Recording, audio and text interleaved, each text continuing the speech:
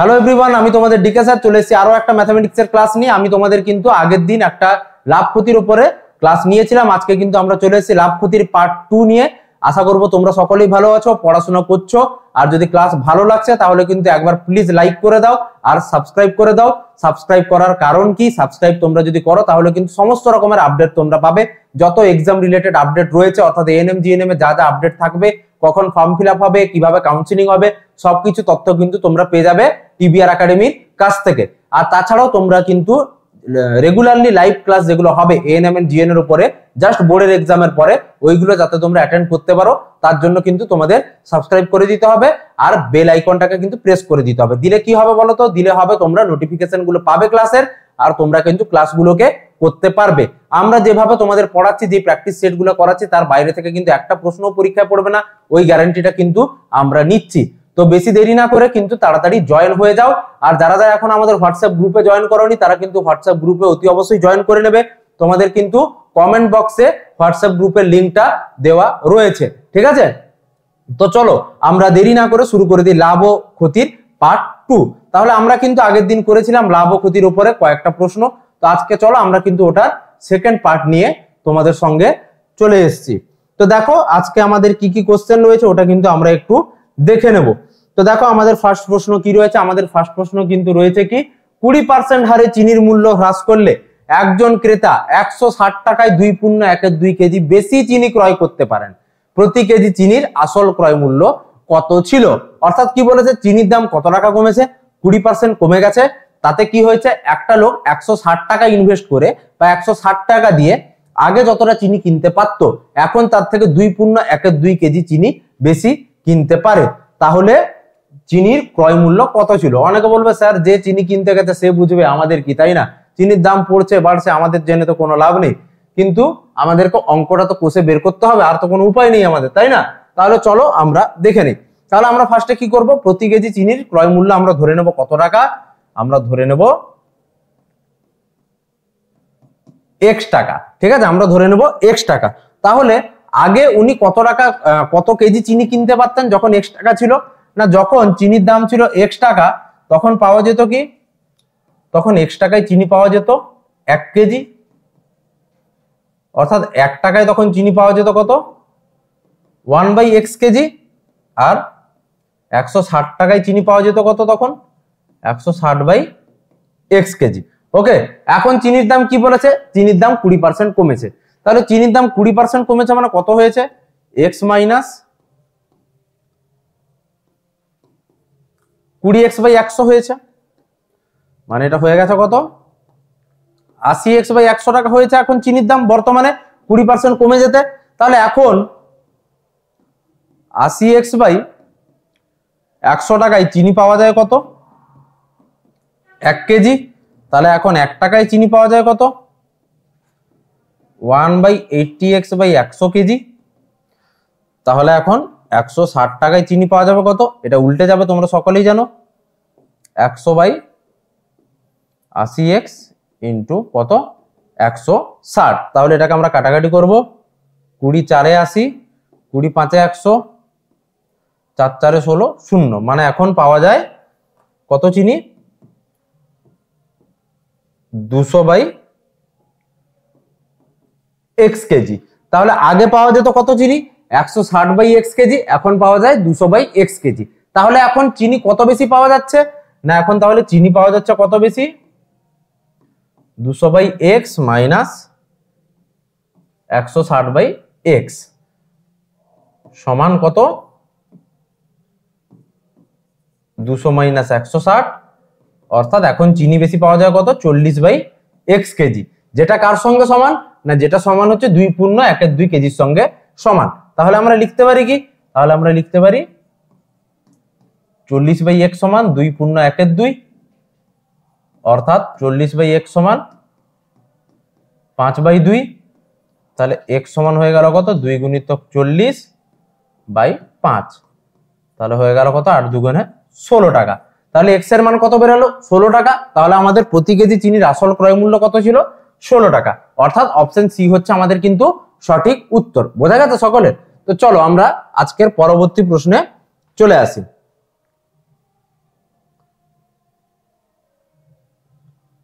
আমাদের পরবর্তী প্রশ্ন কি রয়েছে তোমরা একটু দেখে নাও। আমাদের পরবর্তী প্রশ্ন রয়েছে বিক্রয় মূল্যের উপর 25% ক্ষতি হলে ক্রয় মূল্যের উপর শতকরা ক্ষতি কত হবে। কি বলেছে দেখো, বিক্রয় মূল্যের উপর ক্ষতি হচ্ছে 25%। আমি তোমাদের আগের ক্লাসে বলেছিলাম না যে লাভ বা ক্ষতি কার উপরে ডিপেন্ড করে, সবসময় কিন্তু ডিপেন্ড করবে ক্রয় মূল্যের উপর। অর্থাৎ আমরা যত টাকা ইনভেস্ট করেছি তার উপরে কিন্তু আমাদের ডিপেন্ড করবে কি আমাদের লাভটা কত হয়েছে বা ক্ষতিটা কত হয়েছে। অর্থাৎ ইনভেস্টমেন্টটাই হচ্ছে কি আমাদের আসল। কিন্তু যখন বলে দেওয়া থাকবে বিক্রয় মূল্যের উপরে লাভ হচ্ছে বা ক্ষতি হচ্ছে, তখন কিন্তু আমাদেরকে বিক্রয় মূল্য ধরেই করতে হবে। পার্টিকুলারলি এই কন্ডিশনটা যদি দেওয়া থাকে তখনই কিন্তু আমরা করব, না হলে কিন্তু আমরা সবসময় লাভ বা ক্ষতি ডিটারমাইন করব কার উপরে, ইনভেস্টমেন্টের উপর। ওকে, তাহলে চলো এখানে কি বলেছে যে বিক্রয় মূল্যের উপর 25% ক্ষতি হচ্ছে। তাহলে আমরা কি করব, আমরা ধরে নেব যে বিক্রয় মূল্য কত 100 টাকা, বিক্রয় মূল্য কত 100 টাকা। তাহলে 25% ক্ষতি হচ্ছে মানে ক্ষতি কত 25 টাকা, লস কত হচ্ছে 25 টাকা। তাহলে ক্রয় মূল্য কত ছিল, এই জায়গাটা কিন্তু একটু তোমরা ভালোভাবে বুঝবে। আমরা বিক্রি করছি জিনিসটা 100 টাকায়, কিন্তু আমাদের ক্ষতি কত হচ্ছে 25 টাকা। আমরা একটা জিনিস বিক্রি করছি 100 টাকায়, কিন্তু তাতেও আমাদের ক্ষতি হচ্ছে কত টাকা 25 টাকা। তার মানে নিশ্চয়ই জিনিসটার দাম আরো 25 টাকা বেশি দিয়ে আমরা কিনেছিলাম, তাই তো। তাহলে 100 টাকা যদি জিনিসটার বিক্রয় মূল্য হয় এবং ক্ষতি যদি 25 টাকা হয়, তাহলে আমাদের ক্রয় মূল্য কত ছিল, আমাদের ক্রয় মূল্য ছিল কিন্তু 125 টাকা। ঠিক আছে, আমাদের ক্রয় মূল্য ছিল কিন্তু 125 টাকা। তাহলে কি বলেছে ক্রয় মূল্যের উপর ক্ষতি কত, তাহলে 125 টাকায় আমাদের ক্ষতি হচ্ছে কত টাকা 25 টাকা। আমাদের 1 টাকায় ক্ষতি হবে কত 25/125, আর আমাদের 100 টাকায় ক্ষতি হবে কত 25/125 ইন্টু 100, 25 5 125, 5 20 100। তাহলে আমাদের সঠিক উত্তর কি, আমাদের সঠিক উত্তর হয়ে গেল 20%। অর্থাৎ অপশন ডি হচ্ছে কিন্তু আমাদের সঠিক উত্তর। ঠিক আছে, তো চলো পরবর্তী প্রশ্নে চলে আসা যাক।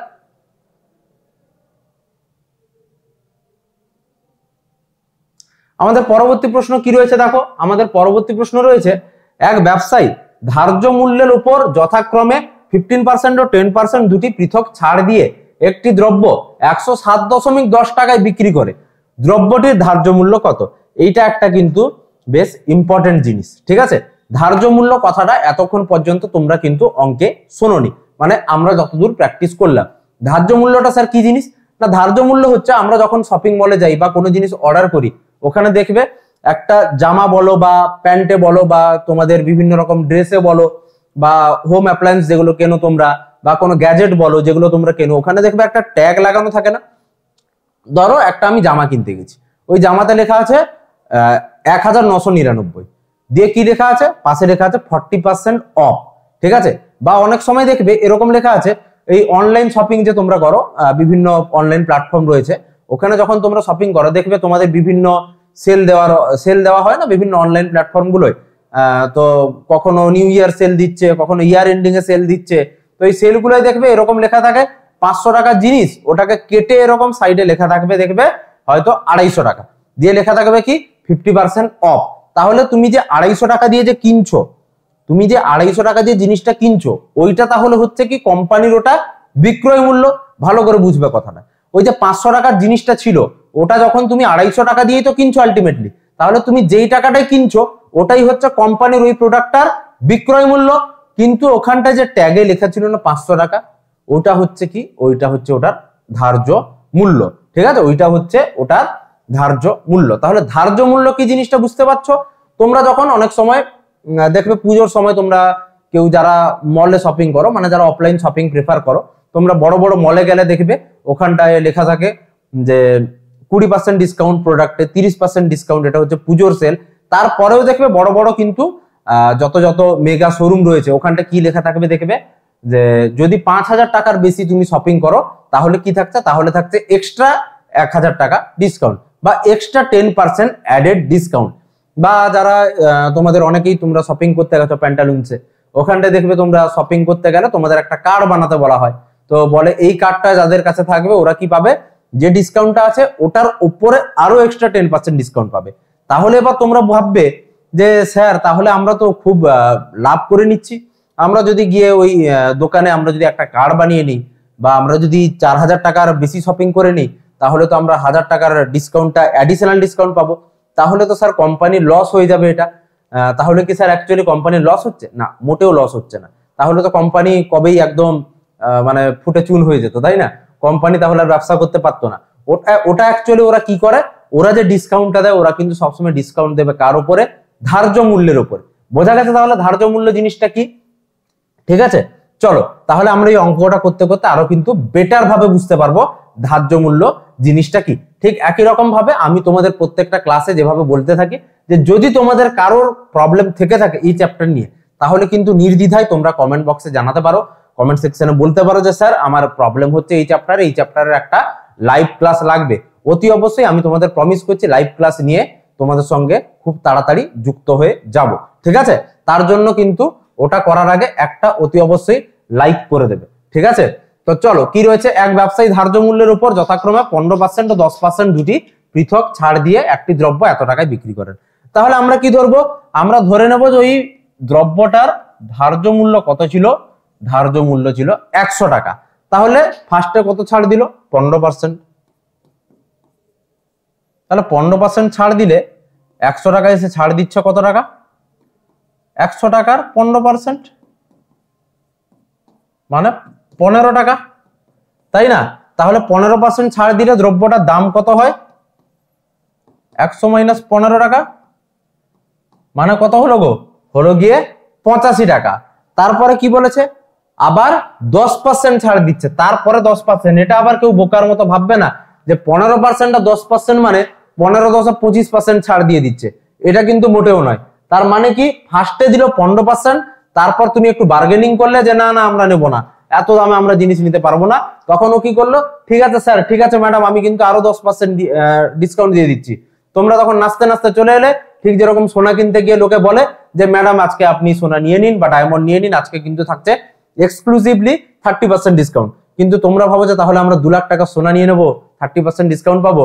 ভালো করে টার্মস এন্ড কন্ডিশন তোমরা যখন পড়বে তখন দেখবে তোমরা যে সোনার গহনা কিনতে গেছো ওখানে ডিসকাউন্টটা থাকে কিসের উপর? ওটা থাকে শুধুমাত্র লেবার চার্জের উপর, আসল সোনার উপরে কিন্তু কোনোদিন কোনো ডিসকাউন্ট থাকে না। ঠিক একই রকম ভাবে কিন্তু কোম্পানিগুলো ব্যবসা করে। তাহলে আমরা যদি এগুলো শিখে যাই তাহলে কিন্তু আমরা বলতে পারবো যে আপনি 15 দিচ্ছেন একবার, 10 দিচ্ছেন একবার, আপনি আমাকে 25% দিন, তাহলে আমি কিন্তু জিনিস নেব। যাই হোক, তাহলে ফার্স্টে 15% ডিসকাউন্ট দিলে কত হয়ে যাচ্ছে? 15% ডিসকাউন্ট দিয়ে দিলে এটা হচ্ছে কত? আমাদের হয়ে যাচ্ছে এটা 85 টাকা। তারপরে আবার বললো কি 10% দেবে, তখন 10% ছাড়টা কার উপরে দেবে? তখন 10% ছাড়টা দেবে কিন্তু এই 85 টাকার উপরে। ঠিক আছে, তাহলে 85 টাকার উপরে 10% ছাড় দিলে কত হবে? তখন তাহলে ছাড় দিচ্ছে কত টাকা? মানে আলটিমেটলি হয়ে যাচ্ছে 8.5 টাকা তখন ছাড় দিচ্ছে। তাহলে তখন জিনিসটা বিক্রি করছে কত টাকায়? 85 মাইনাস 8.5 টাকায়। মানে তোমাদের কত হয়ে যাচ্ছে? এটা হয়ে যাচ্ছে 86.5 টাকা। কত হয়ে যাচ্ছে? 86 সরি, এটা হয়ে যাচ্ছে তখন তোমাদের 76.5 টাকা। তাহলে 76.5 আর 0.5 যোগ করলে 77 আর 8 যোগ করলে 85, তাহলে 76.5 টাকা তখন হয়ে যাচ্ছে কি বিক্রয় মূল্য। তাহলে 76.5 যখন বিক্রয় মূল্য, তখন ক্রয় মূল্যটা কত ছিল? বা ধার্য মূল্যটা কত ছিল? 100 টাকা। তাহলে 1 টাকা যখন বিক্রয় মূল্য তখন ধার্য মূল্য হবে কত? 76.5। তাহলে 100 কত দেওয়া ছিল এখানে? 107 না? 107.10 টাকা যখন বিক্রয় মূল্য তখন হবে কত? এটা ইন্টু 107.10। তাহলে আমরা ক্যালকুলেশন করে নেবো এটাকে।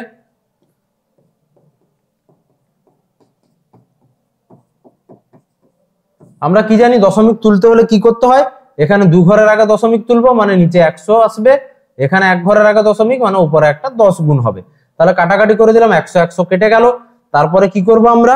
এটাকে যখন কাটতে যাব তখন কতই কাটবে? এটা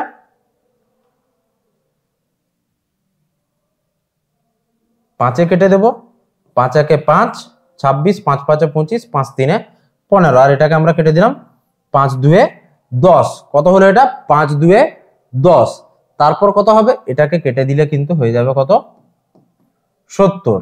তাহলে কত হচ্ছে আমাদের? 70 দুগুণে 140। তাহলে আমাদের সঠিক উত্তর কোনটা? আমাদের সঠিক উত্তর হয়ে যাচ্ছে কিন্তু অপশন এ। আশা করব তোমরা সকলে কিন্তু অঙ্কটা বুঝতে পেরেছো, ঠিক আছে? তো চলো আমরা আমাদের পরবর্তী প্রশ্নে ফিরে এসেছি। পরবর্তী প্রশ্ন কি রয়েছে দেখো। পরবর্তী প্রশ্ন রয়েছে, একটি দ্রব্য 120 টাকাতে বিক্রি করলে যত ক্ষতি হয় 140 টাকাতে বিক্রি করলে কিন্তু তত টাকাই লাভ হয়, দ্রব্যটির ক্রয় মূল্য কত হবে? এটা আরো একটা ইন্টারেস্টিং অঙ্ক। তোমরা যারা কিন্তু বিভিন্ন কম্পিটিটিভ এক্সামের জন্য প্রিপারেশন নিচ্ছ তারা কিন্তু এই ধরনের অঙ্কটা প্রায়শই তোমরা দেখে থাকবে। কি বলেছে?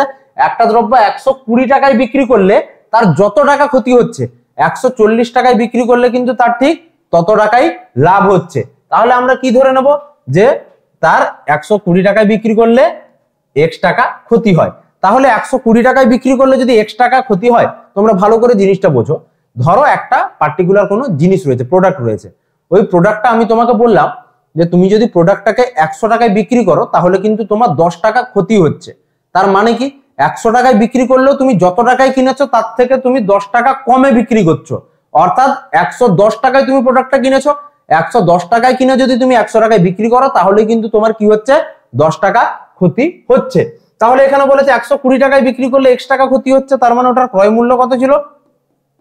120 প্লাস x টাকা। আবার কি বলেছে? 140 টাকাতে বিক্রি করলে তত টাকাই লাভ হয়। তাহলে 140 টাকা বিযুক্ত লাভ মানে ক্রয় মূল্য, তাই না?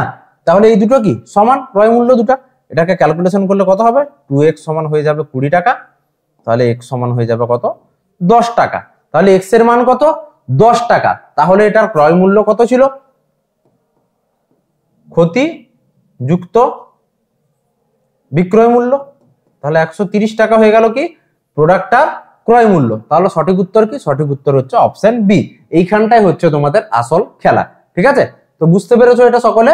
তো চলো আমরা কিন্তু চলে এসেছি আজকের ক্লাসের শেষ প্রশ্নে।